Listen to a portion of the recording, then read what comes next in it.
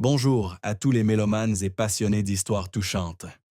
Aujourd'hui, nous allons nous pencher sur la vie d'une icône de la musique française, un artiste qui a conquis le cœur de millions de spectateurs grâce à sa voix chaleureuse et ses rôles charismatiques. Patrick Bruel. Si vous ne connaissez pas encore son parcours, préparez-vous à être plongé dans une histoire pleine de passion, de tristesse et de recoins méconnus.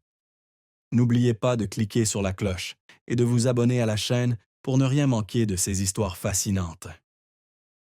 Explorons maintenant l'univers de Patrick Bruel, un homme à la vie haute en couleurs, mais aussi profondément marqué.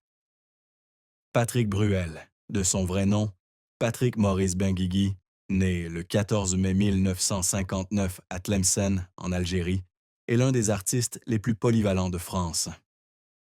Fort d'une carrière de plus de 4 décennies, il est non seulement un chanteur célèbre, avec des tubes comme Casser la voix ou Qui a le droit, mais aussi un acteur talentueux et un joueur de poker professionnel. Cependant, derrière les projecteurs de la scène et du cinéma, la vie de Patrick Bruel est assombrie par une profonde tristesse, un chagrin qu'il partage rarement en public, mais qui a façonné la personne qu'il est aujourd'hui.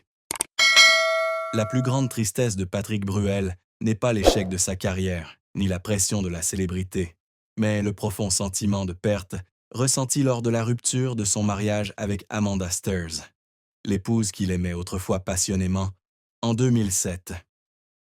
Patrick et Amanda se sont mariés en 2004, alors qu'il était au sommet de sa carrière.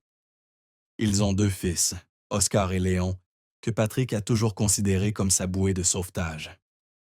Cependant, leur mariage n'a pas résisté aux épreuves de la vie, notamment à la pression de l'emploi du temps chargé de Patrick et à ses divergences de vues sur la vie.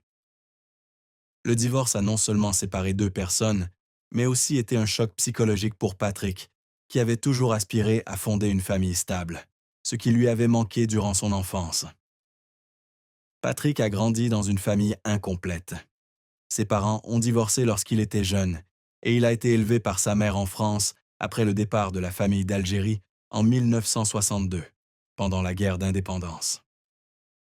L'absence de son père a laissé en lui un vide difficile à combler, et il a toujours rêvé de fonder une famille heureuse pour ses enfants. Ainsi, lorsque son mariage avec Amanda s'est terminé, Patrick a non seulement perdu sa compagne, mais il a aussi eu le sentiment de ne pas avoir su offrir à Oscar et Léon un foyer complet. Dans une rare interview accordée à la presse, il a déclaré d'une voix triste : « J'ai fait de mon mieux pour préserver l'unité de la famille. Mais parfois, l'amour ne suffit pas à tout surmonter.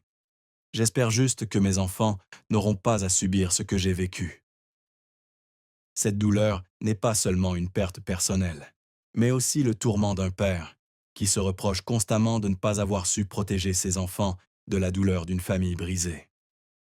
Le divorce a également entraîné des difficultés à concilier carrière et paternité.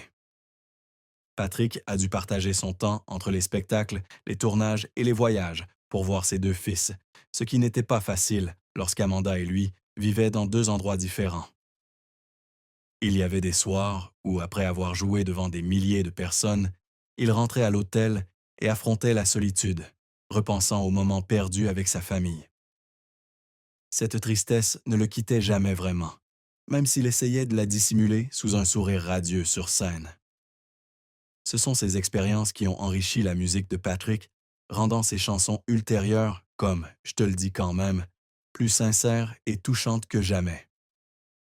Patrick Bruel et Amanda Sters se sont rencontrés au début des années 2000, alors qu'il était déjà une grande star et qu'elle était une jeune écrivaine et scénariste prometteuse.